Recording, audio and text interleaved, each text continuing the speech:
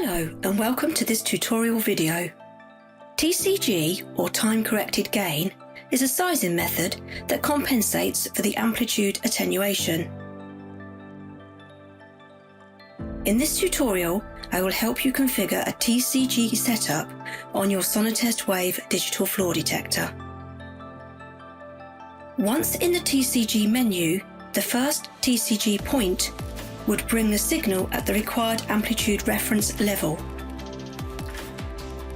The subsequent reference points will then adjust the amplitude level to the matched first echo. As you can see, the gain compensation is indicated on each point of the TCG curve. Now apply the TCG gain slope.